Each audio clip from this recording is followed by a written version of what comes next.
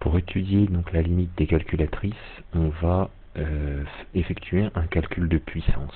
Alors pour cela, on va utiliser comme calculatrice la Casio Graph 35+. Alors, on va écrire un premier calcul, donc 10 puissance 45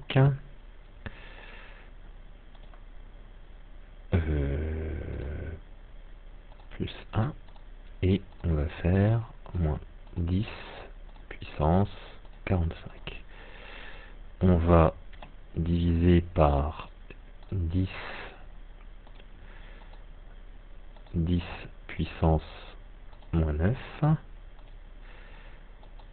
Voilà. Donc on effectue ce calcul. Alors, quand on regarde l'opération, donc 10 puissance 45 moins 10 puissance 45, ces deux nombres sont opposés l'un de l'autre, donc ils s'annulent. Quand on les ajoute, il nous reste 1 sur 10 puissance moins 9, c'est-à-dire l'inverse de 10 puissance moins 9, donc 10 puissance 9, c'est-à-dire 1 milliard. Or, la calculatrice répond 0. Donc on va effectuer exactement le même calcul. On va simplement permuter ici le 1 et le moins 10 puissance 45. Donc ça va nous donner ça. Donc on va avoir 10 puissance 45. Et ensuite moins 10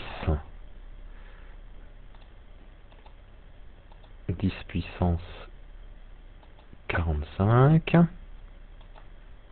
plus 1, donc c'est exactement la même chose, et on divise par 10 puissance moins 9. Donc c'est exactement le même calcul qu'au-dessus, simplement on a permuté ces deux-là. On a tout à fait le droit, théoriquement ça change rien. Alors, sauf que quand on effectue le calcul, maintenant on trouve 1 milliard, 10 puissance 9. Alors pourquoi un écart aussi important? Donc en fait, si on regarde le calcul qu'on avait écrit précédemment, en fait la calculatrice, elle effectue les calculs dans l'ordre. Ici nous avons 10 puissance 45 qui est un très grand nombre, et on lui ajoute 1, donc qui est évidemment beaucoup plus petit que 10 puissance 45. Donc elle néglige le 1, et comme elle néglige le 1, eh bien il lui reste 10 puissance 45 moins 10 puissance 45, c'est-à-dire 0. Et 0 divisé par n'importe quoi, ça fait toujours 0. Donc voilà pourquoi elle trouve 0. Alors que le véritable résultat, c'est 1 milliard.